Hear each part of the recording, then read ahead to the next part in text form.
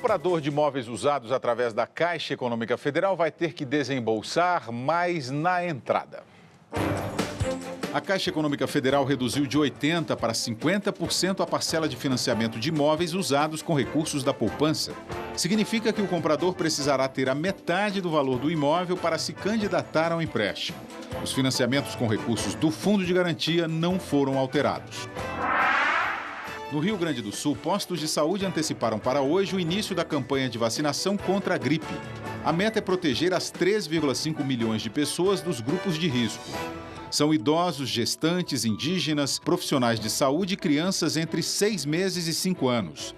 A campanha nacional começa na próxima segunda-feira e vai até 22 de maio. 80 casas de Goiânia foram escolhidas para testar uma tela de inseticida criada para matar o mosquito transmissor da dengue. Desde o início do ano, 12 mortes foram confirmadas e mais de 80 mil pessoas pegaram a doença na capital de Goiás. Se for comprovada a eficácia, o Ministério da Saúde vai ampliar o uso da tela no país. Professores da rede pública do Paraná entraram de novo em greve. A categoria pede um aumento de 13% e é contra o projeto de lei que altera a previdência dos servidores. Eles caminharam até a Assembleia Legislativa e cercaram o prédio para acompanhar a votação. Houve confronto com a polícia. O governo informou que está cumprindo o acordo feito na paralisação do mês passado e que vai descontar dos salários os dias parados. Olha aqui, eu estou pelo Facebook aqui, o LB Júnior está falando que o radar de Santa Catarina não funciona, mas os que multam os veículos funcionam até demais. Um não funciona porque está desativado. Agora, aqui a gente nunca sabe o que funciona porque eles ficam escondidos, né? Pois é. Nos atacam a solapa. Né? O ex-diretor de marketing do Banco do Brasil, Henrique Pisolato, deve ser trazido da Itália até o fim desta semana. O governo estuda cobrar dele o custo da extradição, que pode passar dos R$200 mil. Um delegado e 3 agentes da Polícia Federal vão buscar Henrique Pisolato na Itália, onde está preso desde 12 de fevereiro. A viagem, num voo comercial, deve ser na próxima quinta-feira. A extradição do ex-diretor do Banco do Brasil, que fugiu em setembro de 2013 após ser condenado no processo do Mensalão, só foi possível por causa de um acordo de cooperação judicial entre o Brasil e a Itália. O processo já custou ao país mais de R$200 mil. Só a Advocacia Geral da União gastou R$164 mil com a contratação de advogados na Itália e R$21 mil com viagens de procuradores. A tradução de documentos custou cerca de R$20 mil.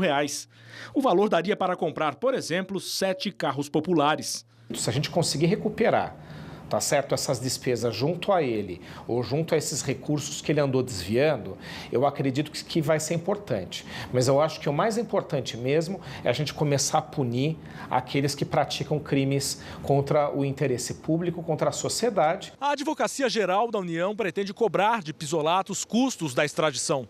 O órgão estuda uma possibilidade de fazer uma cobrança unificada com o Ministério da Justiça e a Procuradoria-Geral da República, que também tiveram gastos com esse processo. Segundo este procurador, a cobrança seria inédita. Nós podemos começar a partir de agora, sempre que houver despesas extraordinárias, não previstas, aos cofres públicos brasileiros, decorrentes de contratações dessa natureza, analisarmos caso a caso a possibilidade de haver o ressarcimento em favor dos cofres públicos.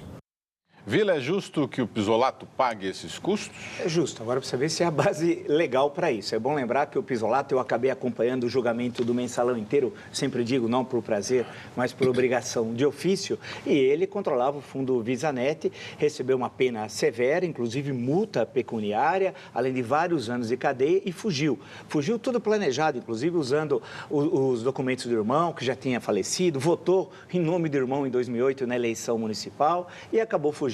Tal. É interessante que eu vi agora as últimas fotos dele, ele melhorou bem na Itália, acho que a comida era boa, engordou.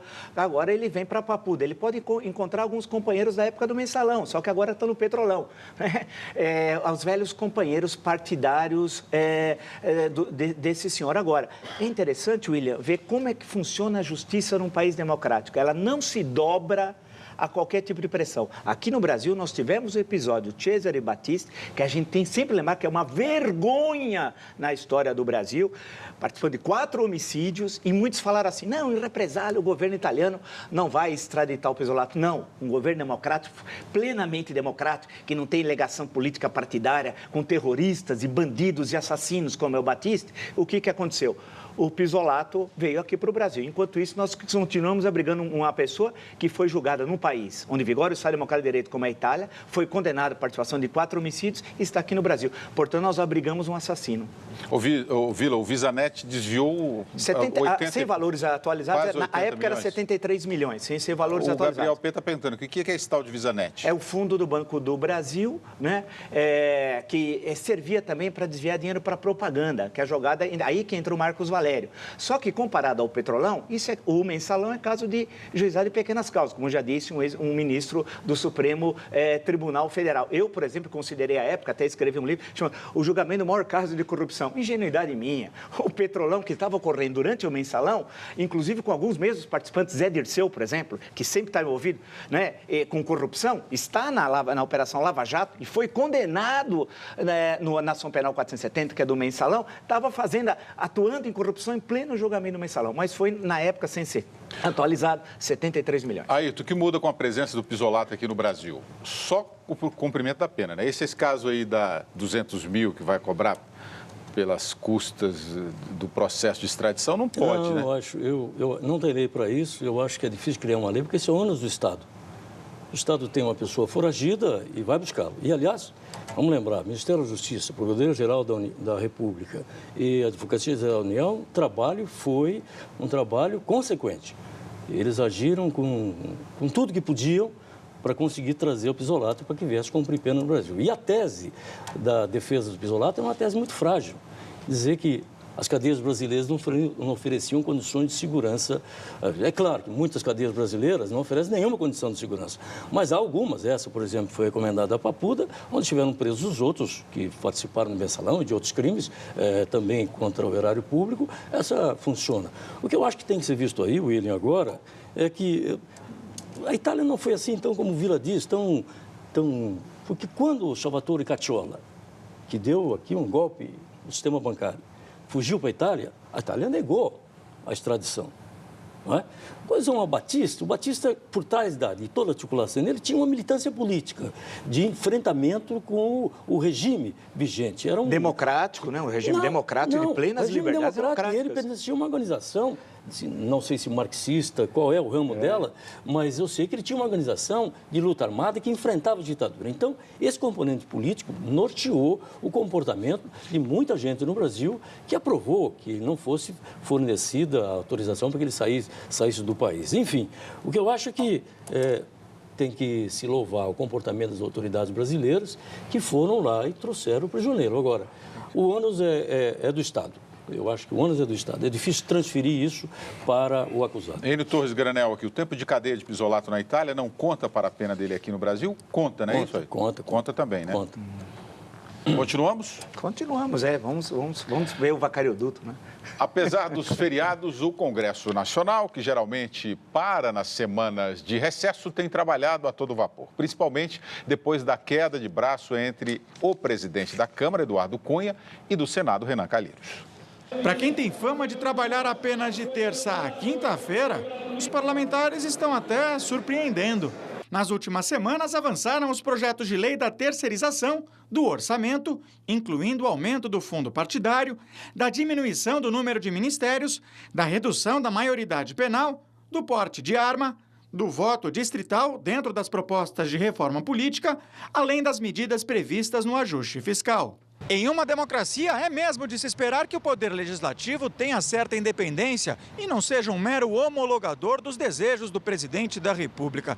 Mas a atual independência do Congresso Nacional Brasileiro não é fruto de uma tomada de consciência dos políticos, mas sim de uma severa crise. Não podemos dizer que a Câmara ou o Senado tenham sido acometidos pela ética, né? ele tenta se autonomizar do executivo por uma questão de mensuração de poder. A eleição de Eduardo Cunha para a presidência da Câmara, sem o apoio do Palácio do Planalto, deu liberdade para o deputado impor a agenda no Congresso. Na tentativa de votar projetos a toque de caixa, ele acabou entrando em conflito até mesmo com o presidente do Senado e companheiro de partido, Renan Calheiros. Por pressão de Cunha, Vinícius Lage, aliado de Renan, deixou o Ministério do Turismo para dar lugar a Henrique Eduardo Alves. O presidente do Senado não gostou e ameaça travar os projetos de interesse de Cunha, como o da terceirização. Hoje a briga teve mais um round. Parlamentares aliados de Cunha ameaçam convocar o ex-presidente da Transpetro, Sérgio Machado, para depor na CPI da Petrobras. Machado chegou ao cargo por indicação de Renan. Para esse cientista político, Eduardo Cunha age de acordo com os interesses pessoais dele. Então ele tem uma grande autonomia ou independência em relação ao governo federal, mas ele também tem, por assim dizer, o rabo preso com algumas empresas, alguns setores econômicos que estão diretamente ligados à sua atividade parlamentar. Pode-se dizer, então, Ayrton, que o Congresso antes estava refém do Executivo e agora não está? Está tendo uma agenda própria ou uma agenda própria que se fala agenda Cunha? Não, olha, na verdade, o que está funcionando no Congresso são as bancadas. Não as bancadas partidárias. É a bancada da bala, é a bancada do boi, é a bancada... Qual é a outra bancada que eu estava lembrando lá? Da Bíblia, não é? Da arma. Porque é a da bala. A da bala. Porque essas bancadas, elas funcionam acima dos partidos. As lideranças dos partidos não conseguem controlar suas bases. E são essas que estão dando quórum, elegeram Eduardo Cunha. Então, na verdade, a representação parlamentar hoje, que devia ser dos partidos... Agora, vamos lá. A bancada do PSDB, para falar de uma bancada séria, a bancada do PSDB tem um líder, que também é um deputado competente, ela está articulando um processo de impeachment dentro da Câmara, à revelia da direção do partido.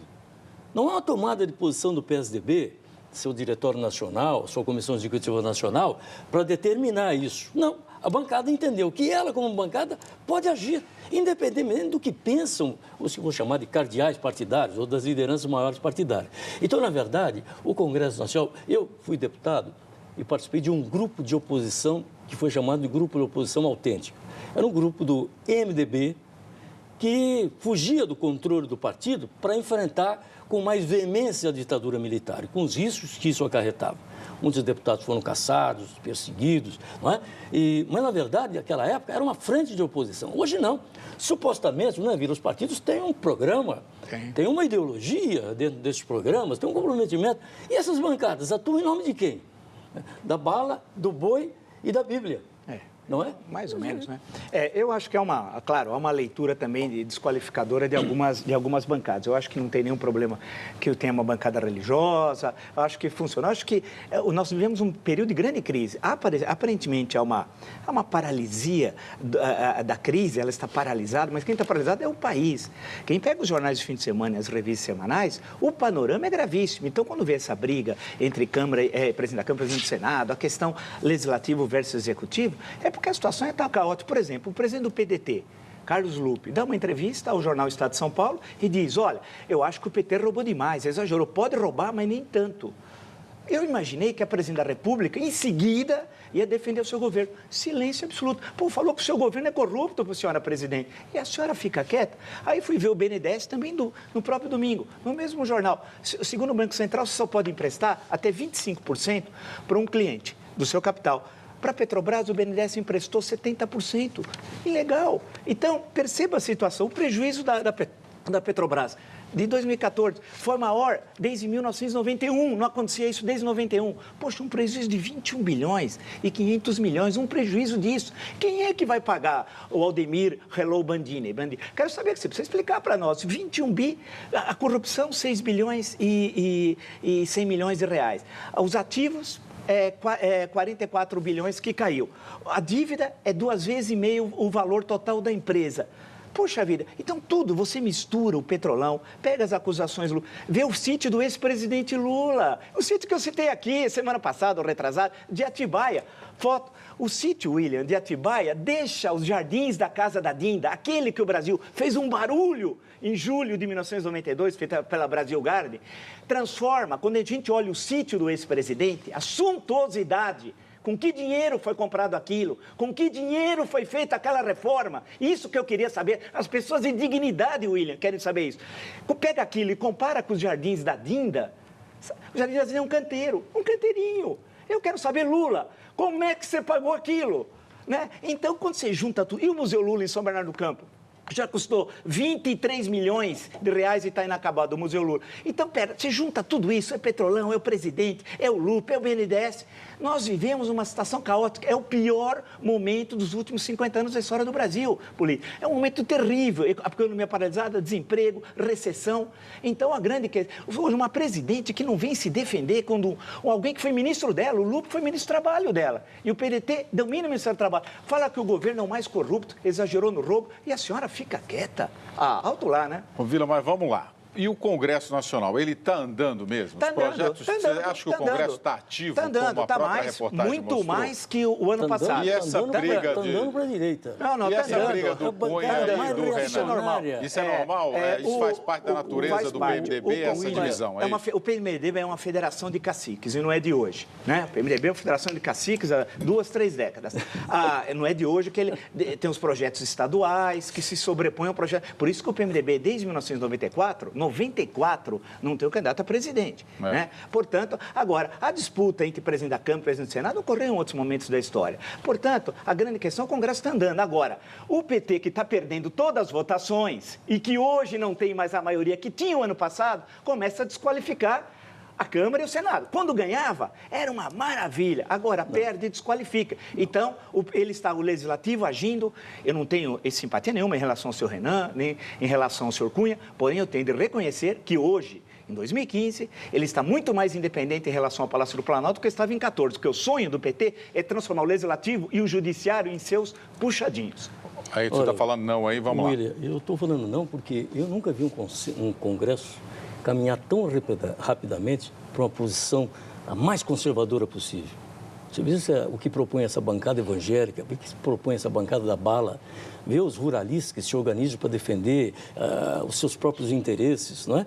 Então, eu nunca vi. Eu nunca vi um Congresso também ser presidido por um presidente da Câmara que está aí indicado para ser processado pelo Petrolão, um presidente do Senado que também está indiciado para ser processado pelo... Nós temos 2 presidentes no Poder Legislativo que estão apontados como criminosos, na linguagem que o Vila gosta de usar. Estão apontados como criminosos, porque estão lá, o Procurador-Geral da República já se referiu a eles. Estão lá, apontados como tal. Então, um Congresso dirigido por essas pessoas que têm interesses umbilicais, não é?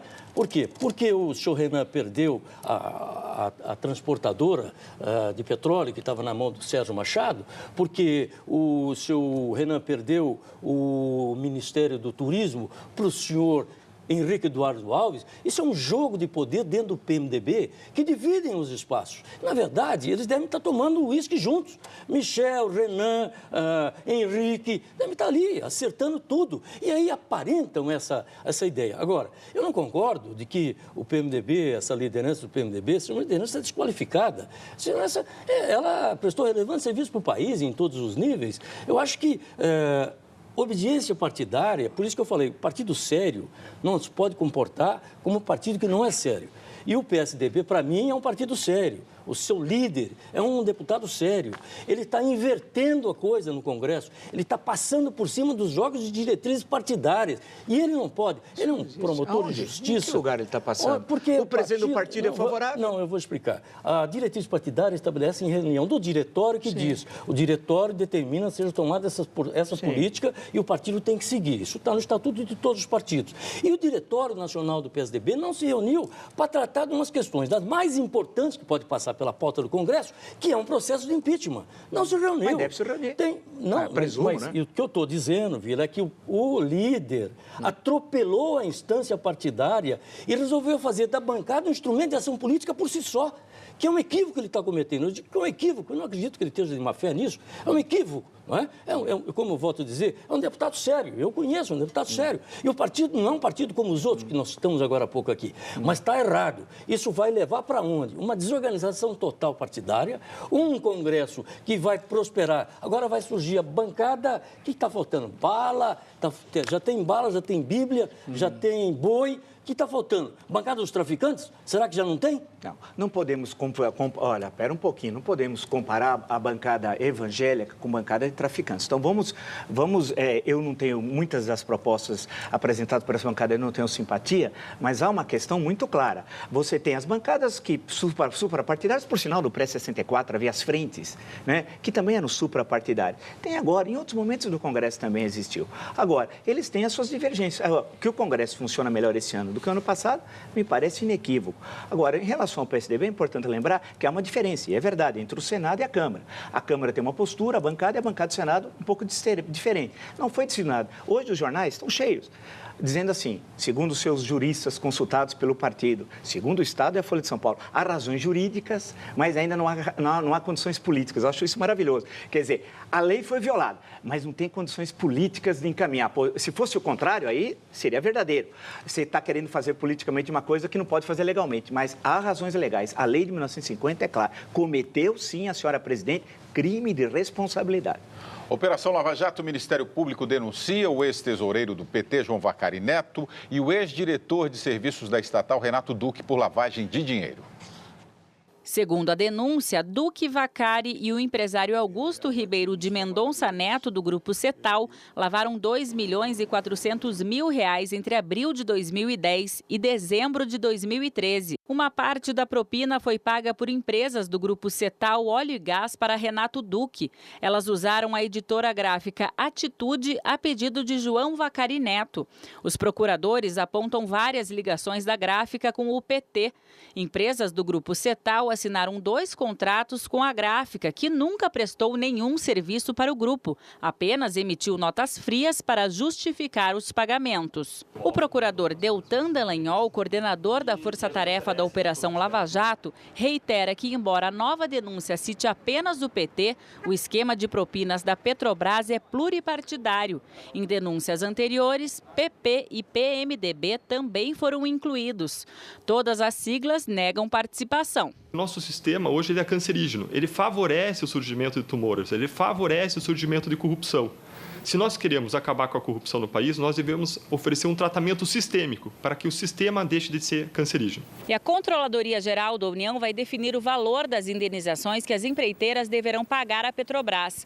4 das 29 empresas investigadas querem fechar acordo de leniência. Em troca de ajuda nas investigações, elas ficariam sujeitas a sanções menores. Segundo a CGU, esse tipo de acordo deve ter reparação de danos. E com a divulgação do balanço auditado da estatal na semana passada, vai ficar mais fácil definir o valor a ser restituído. Uma comitiva de 6 deputados da CPI da Petrobras visitou hoje a sede da estatal no Rio de Janeiro para ouvir órgãos colegiados da empresa, como o Conselho de Administração. Os parlamentares buscam dados sobre decisões tomadas pelos diretores antes e depois da Operação Lava Jato.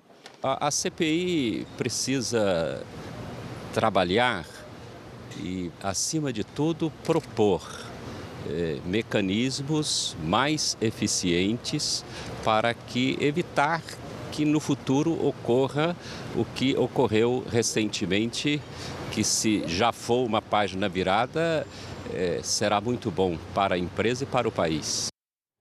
A advogada do Grupo Cetal, que também defende Augusto Mendonça Neto, informou que, em razão da colaboração com as investigações, as denúncias já eram esperadas. A defesa de João Vacari Neto afirma que não há nenhuma prova contra ele. Os advogados de Renato Duque negam que o cliente tenha recebido propina. E representantes da gráfica Atitude disseram que a empresa é regular e que está à disposição da Justiça.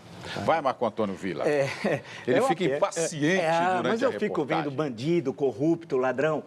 Eu não aguento isso. E a gente tem que falar contra esses. Não é ser valentão igual os programas policiais, que pegam um sujeito de calção, lá um Zé Mané qualquer, aí tudo, aquele valentão fala na televisão, falso, banana. A gente tem que falar contra os grandes, contra os que assaltam o país, como esses que foram citados aí. Por exemplo, o senhor Vacari, o Vacari Oduto, aqui, Nesse mesmo estúdio, estávamos nós três, mais o senhor Paulo Frateschi, que é do PT, no dia 26 de outubro à noite, às 8h30 da noite. Eu falei da corrupção do Vaccari. E fui atacado violentamente, dizendo que o Vaccari é um exemplo de moralidade. Era como se fosse uma reserva moral da nação. Nós estamos vendo. Esse é um processo. Tem números, as falsificações feitas pela gráfica, tudo isso. E é importante que todo esse esquema de corrupção, que tem um líder, que é o ex-presidente da República, eu sempre citei aqui, é ele, e eu assumo a responsabilidade de dizer que é ele. A gente precisa ter caráter, não ficar fugido como ele escondido em São Bernardo do Campo. A gente tem de dizer o seguinte, todo esse esquema antinacional, antipopular, criminoso, tem uma organização. E eu denunciei aqui, eu tenho a honra, eu sinto, de 5 anos, desde 2010 aqui, dizendo, estão roubando a Petrobras. E o pessoal dizia que não. E nós estamos vendo. Olha os prejuízos. Né? Não tinha desde 1991. Quer dizer, quem é que vai pagar isso? Quem é que vai devolver? São os partidos, esses 3 citados, o PP, o PMDB e o PT? Será? O promotor disse, isso já é o Luiz Sérgio, desculpe, disse assim, é uma página virada, não é uma página, a ferida está aberta. Sabe por que não precisamos mudar a lei? A questão que se coloca no Brasil é o não cumprimento da lei, Willy, é a impunidade.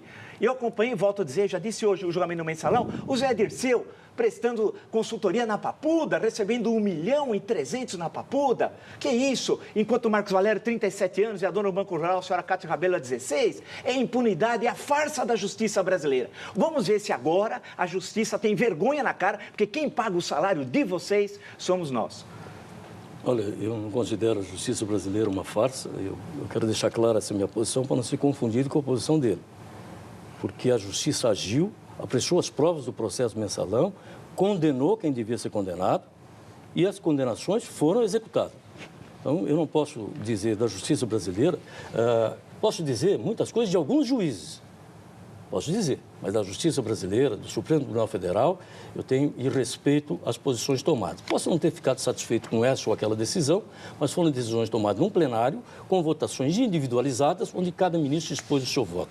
Agora, eu vi no jornal de grande circulação do Estado de São Paulo uma matéria interessante que eu queria fazer um paralelo aqui com você. O Estado de São Paulo conseguiu informações, que até então eram dificuldades, só a lei de acesso à informação que deu a ele, sobre o PROER, aquele plano de recuperação dos bancos.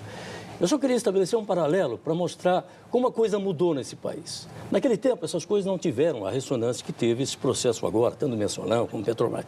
Mas eu separei lá só um item da documentação que o Estadão revelou. O Banco Nacional, que é da família do senhor Magalhães Pinto, um dos chefes chamados civis da Revolução chamada de 64, está devendo para o Banco Central 24,9 bilhões de reais. Um banco. Tudo isso foi feito através de medidas adotadas pelo Banco Central, por leis, por resoluções. O Banco Central, presidido, à época dos fatos, pelo senhor Fernando Loyola, pelo senhor Gustavo Loyola, pelo senhor Gustavo Franco, pelo senhor Arminio Fraga. Então, hoje, só esse banco. O outro banco, de um outro grande líder de 64, o do Banco Econômico da Bahia, ele está simplesmente devendo para o Banco Central 7,780 bilhões de reais. Olha os números. E compare, você vê que corrupção de antes é tão forte, vamos dizer assim, é tão intensa como corrupção de hoje. Só que naquele tempo não funcionavam as instituições, não havia legislação. E esse é o grande avanço que nós tivemos no processo de democratização do país. A seguir, enterro de jovem negro morto por policiais tem saques e confronto em Baltimore, nos Estados Unidos.